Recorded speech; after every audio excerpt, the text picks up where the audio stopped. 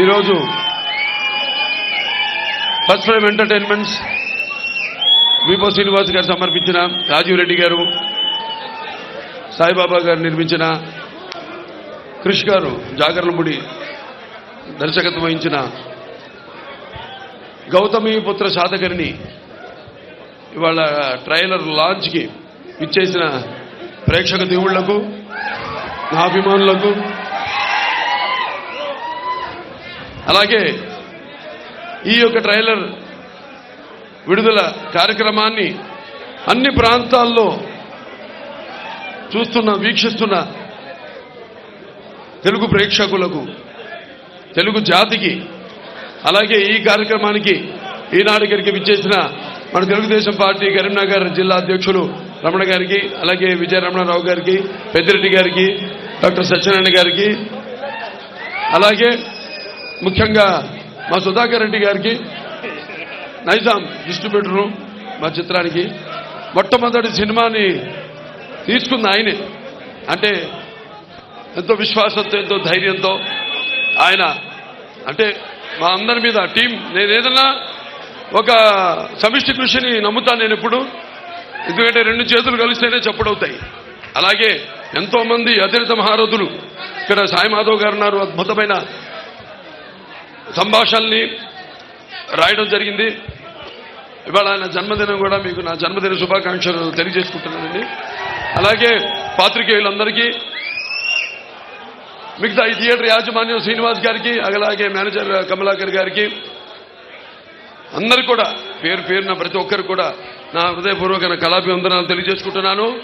చాలా సంతోషంగా ఉంది. ఎందుకంటే ముఖ్యంగా ఇక్కడ కరీంనగర్లో ఇది చేయడం, ఇక్కడ కోటిలింగాల వాళ్ళు పొద్దున వెళ్ళడం జరిగింది. అక్కడ స్వామి దర్శనం చేసుకుని, పార్వతీ సమేత ఈశ్వరుడి దర్శనం చేసుకుని ఆ తర్వాత ఈ లాంచ్ చేయడం జరిగింది ఈ ట్రైలర్. మరి ఆయన అమ్మగారు గౌతమి గారు పుట్టిన ఊరు కోట్లింగాల, అటువంటిది ఆవిడ ఇక్కడ పురుడు పోసుకుని మరి ఇక్కడ తన బాల్యమంతా గడిపి గౌతమి పుత్ర శాతకర్ణి, మరి తర్వాత ఇక్కడి నుంచి తన శాతవాహన సామ్రాజ్యానికి సింహద్వారం అయిన కోటిలింగాల నుంచి అటు మెదక్ జిల్లా కొండాపూర్ నుంచి కొన్నాళ్ళు పరిపాలన సాగించి ఆ తర్వాత అమరావతి రాజధానిగా, అటు శ్రీకాకుళం, కృష్ణా జిల్లా శ్రీకాకుళం, అటు నుంచి ప్రతిష్టానపురం అంటే ఉజ్జయిని నుంచి ఈ అఖండ భారతదేశాన్ని ఏకఛత్రాధిపత్యంగా పరిపాలన సాగించిన మహానుభావుడు, శకపురుషుడు మన శాతకర్ణి. అటువంటిది ఆ చల్లని సముద్ర గర్భంలో దాగిన బడబాలను ఎంతో ఆ నల్లని ఆకాశంలో కనిపించని భాస్కరులందరూ అన్నారు మహాకవి దాశరథి గారు. అలాగే మరి ఈనాడు మనం నిజంగా చూస్తే మనకంటూ ఒక దేశాన్ని ఇచ్చి, మనదైన చరిత్రనిచ్చి, ఒక వారసత్వాన్ని ఇచ్చి, ఈ ప్రపంచ పటంలో మన దేశానికి ఒక గౌరవాన్ని ఇచ్చి, ఒక బిడ్డ ఎరుగని పురిటి నొప్పుల్లా ఈ పొడవి గర్భంలో కానరాని ఒక భాస్కరుని వీరగాథ ఈ శాతకర్ణి, గౌతమి పుత్ర శాతకర్ణి. మరి ఒక తెలుగు బిడ్డగా, అలాగే ప్రపంచవ్యాప్తంగా తన వెన్నముక్క మీద తెలుగు జెండాని ఎగురవేసిన నందమూరి తారక రామారావు గారి వారసునిగా ఈ యొక్క కథని చాటి చెప్పడం నా ధర్మంగా భావించాను. అనుకోకుండా కాకతాళీయమో యాదృచ్ఛికమో మరి ఆనాడు నేను 100 సినిమాలు 99 సినిమాలు చేస్తున్నాను. నా 100వ సినిమా ఏం చేయాలా అని కథలు వింటున్నాను. కొన్ని నచ్చలేదు, కొన్ని నేను అనుకున్న రేంజ్కి, నేను అనుకున్న స్థాయికి, ఏదైతే నా ప్రేక్షకులు, నా అభిమానులు కోరుకునే స్థాయికి రాలేదు అని సతమతం అవుతున్న సమయంలో మరి క్రిష్ గారు రావడం, అంతకుముందు మాకు పెద్ద పరిచయం కూడా లేదు. మమ్మల్ని అందరినీ ఆ దేవుడే కలిపాడు. అది నేను ఎప్పుడు చెప్తుంటాను, ఎన్నో సందర్భాల్లో, అన్ని కాకతాళీయంగా అదృశ్యంగా జరుగుతుంటాయి నా జీవితంలో. అప్పుడు డాక్టర్ వేషం అయ్యి అంటే నిజంగా నేను అందరూ అంటుంటారు డాక్టర్ని అవుదామని, యాక్టర్ అయ్యానని. నేను అలా ఎప్పుడు అనుకోలేదు, యాక్టర్నే అవుదాం అనుకున్నాను. అటువంటి ఎప్పుడు మరి ఒక సినిమాలో ఓ డాక్టర్గా చేసినప్పుడు బసవతారక ఇండో అమెరికన్ క్యాన్సర్ హాస్పిటల్కి చైర్మన్ అవ్వడం జరిగింది. అలాగే శ్రీరామరాజ్యం చేయడం, అటు ఒక లెజెండ్ సినిమా చేయడం, ఆ తర్వాత హిందూపూర్ శాసనసభ్యుడిగా నేను ఎన్నిక కావడము, అలాగే ఈ 100వ సినిమా ఏం చేయాలా అని నాలో నేను సతమతమవుతున్న సమయంలో రావడం, ఆ చిత్రాన్ని అడగడం వెంటనే ఇక వెనక. ఎందుకంటే చారిత్రాత్మకంగా ఆయన గురించి మన దురదృష్టం ఏంటంటే చాలా తక్కువ చరిత్ర ఉంది ఆయన గురించి. ఎందుకంటే అప్పటికి ఎప్పుడు శంఖపురుషుడు అన్నానంటే ఈ జంబూద్వీప కాలమాన పట్టికలో ఆయన ఎప్పుడైతే సింహాసనాన్ని అధిష్ఠించాడో అప్పుడే మనకి ఆ రోజే ఉగాది పండుగను మనం జరుపుకుంటాం. మన రాష్ట్రాల్లోనే కాదు, మన ఆంధ్ర తెలంగాణ రాష్ట్రాల్లోనే కాదు, యావత్ భారతదేశంలో మహారాష్ట్రలో గుడిపాడవ అని, అలాగే మణిపూర్లో, లేకపోతే విదేశాల్లో కూడా మారిషస్, బాలి దీవుల్లో కూడా ఈయన పేరు చెప్పుకునే శాతవాహన శకం అని చెప్పుకుని బయలుదేరుతారు. నాకు తెలిసింది మూడు శకాలు. ఒకటి శాలివాహన శకం, రెండోది స్వతంత్ర పోరాటం, మనకు స్వాతంత్రం సిద్ధించడం, మూడోది నాకు తెలిసింది ఎన్టీ రామారావు గారు రాజకీయాల్లోకి ప్రవేశించడం. మరి రామారావు గారు ఎన్నో మరి వెనకబడిన 9 మాసాలకే పార్టీ పెట్టి 9 మాసాలకే అధికారంలోకి వచ్చి మరి ఈ అధికారంలో ఉన్న పదవులకు దూరంగా ఉన్న బడుగు బలహీన వర్గాల వెనుకబడిన తరగతులు అలాగే మైనారిటీలందరూ కూడా చేయూతనిచ్చి వాళ్ళని అధికార పీఠం మీద కూర్చోబెట్టిన మహానుభావుడు నందమూరి తారక రామారావు గారు.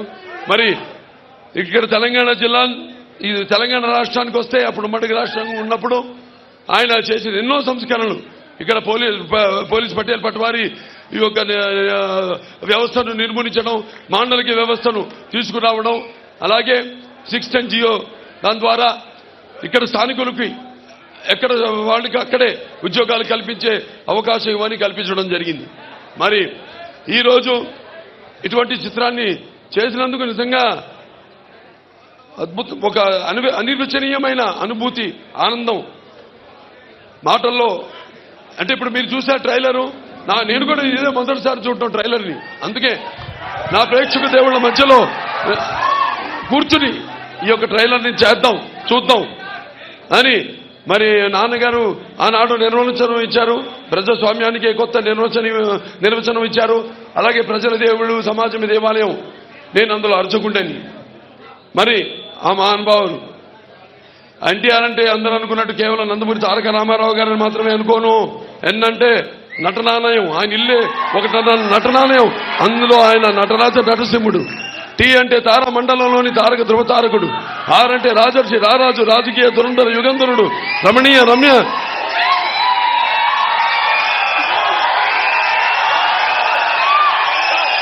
కమనీయ సౌమ్య గుణధాముడు. అందుకే ఆయన అందరి గుండెల్లో నిండుగా మెండుగా ఉండి మనకిప్పుడు ఆరాధ్యుడు అయినాడు నందమూరి తారక రామారావు గారు. పరివర్తిని సంసారే మృత కోవన జాయితే సజాతం ఏన జాతేన యాతి వంశ సమున్నతి అంటారు. అంటే కేవలం పుట్టినవాడు గిట్టక తప్పదు.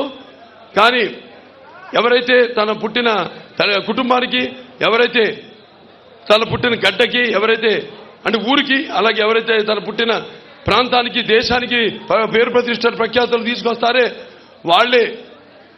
వాళ్ళ జన్మే సార్థకత చెందుతుంది.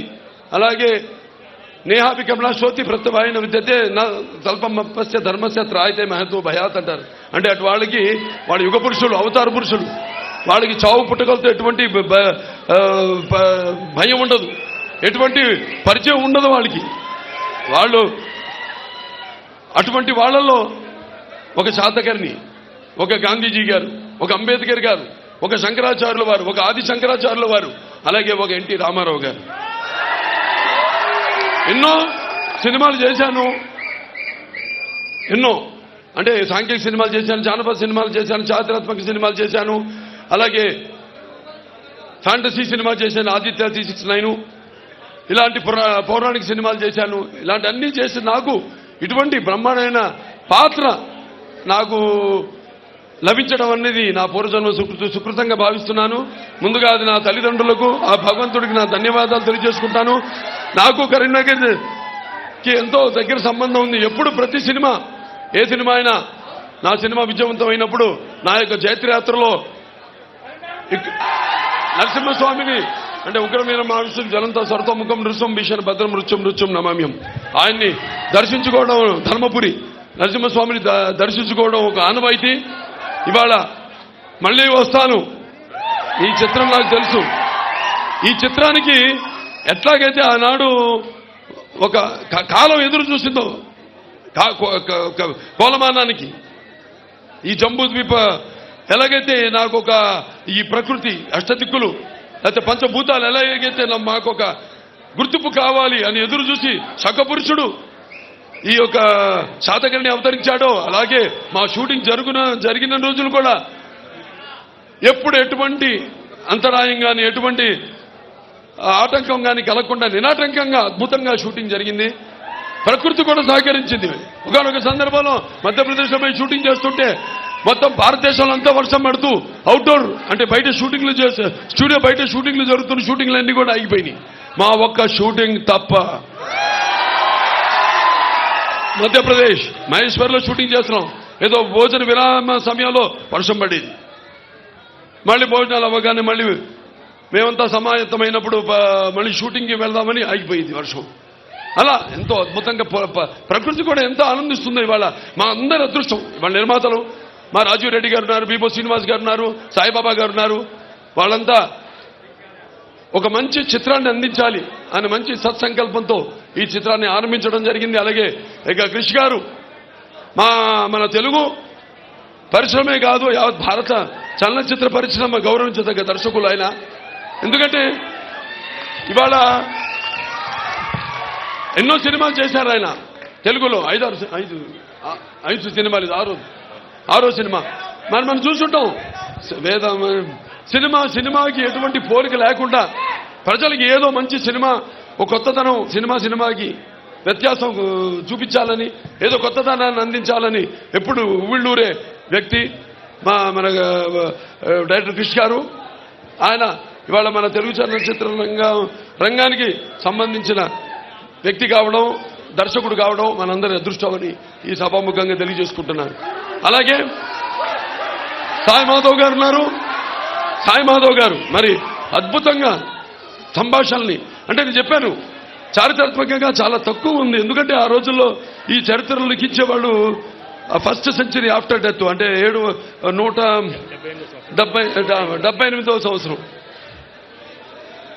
అప్పటికి ఎవరు రాలా మన దేశానికి.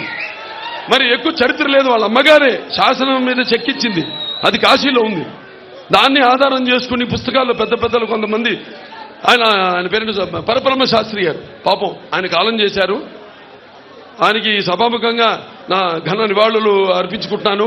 ఎందుకంటే ఆయనే మొట్టమొదటిసారి, ఆయన గుంటూరు జిల్లా చిన్నకొండూరుకి చెందిన ఆయన.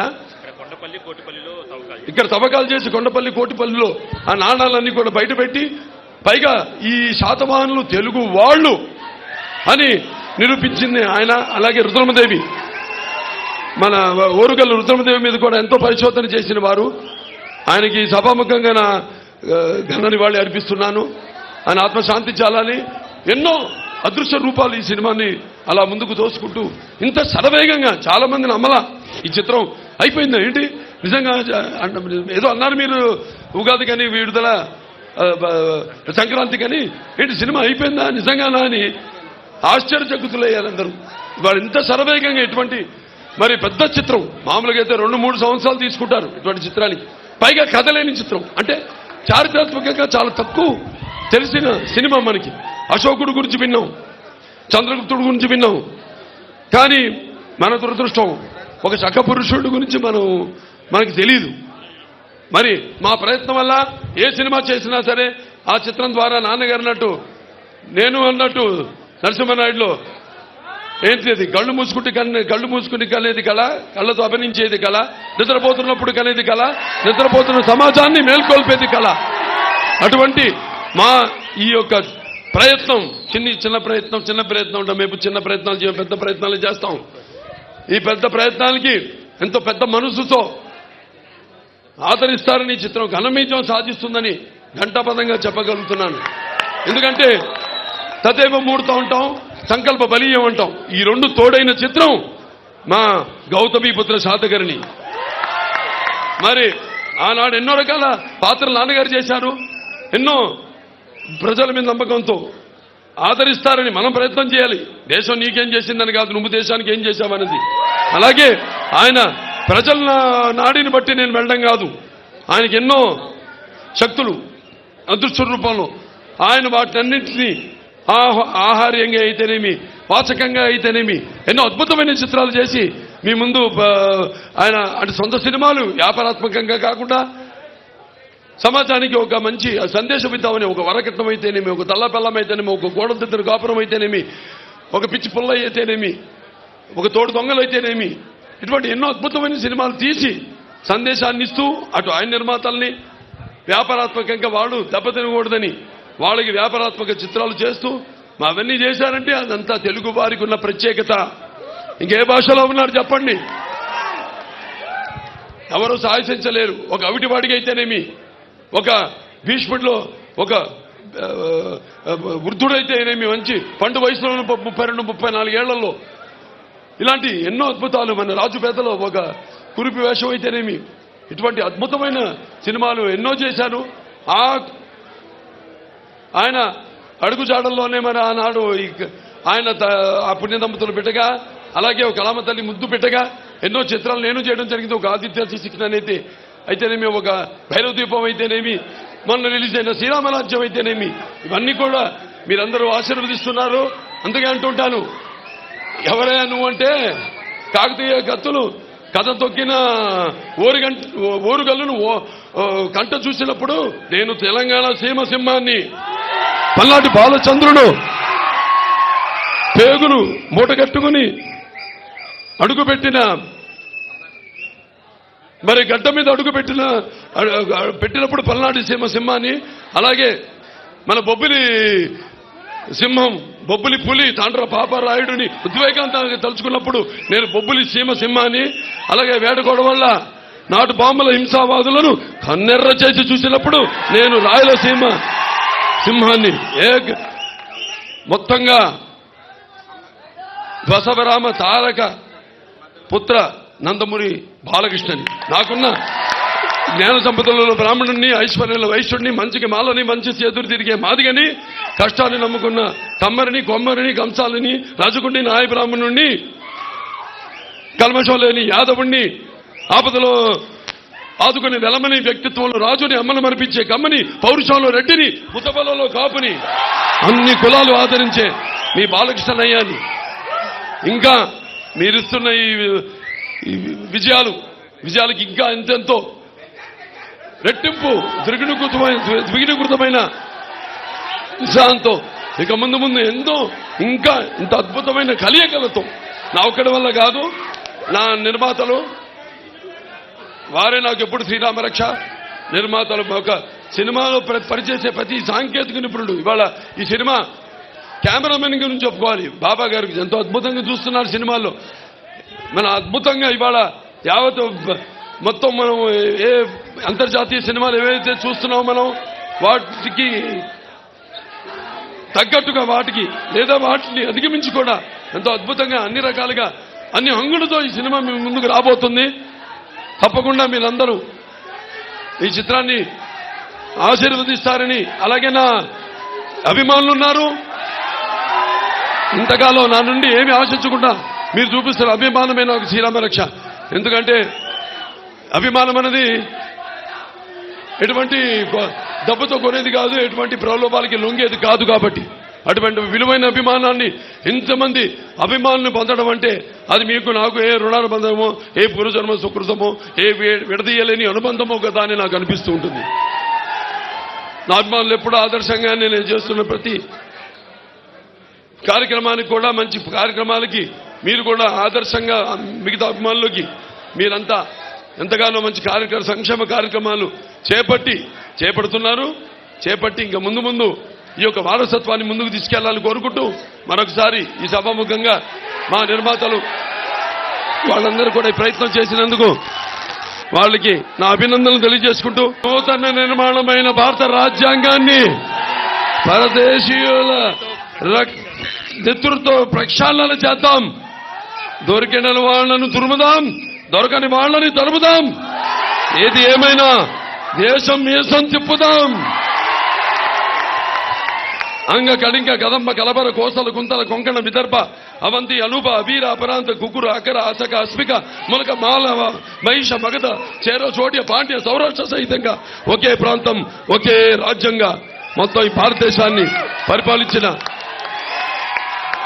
మన గౌతమిపుత్ర శాతకర్ణి గారికి మనమందరం కూడా ముఖ్యంగా ఈ కోటిలింగాలకి చరిత్ర ఎంతో రుణపడి ఉంది.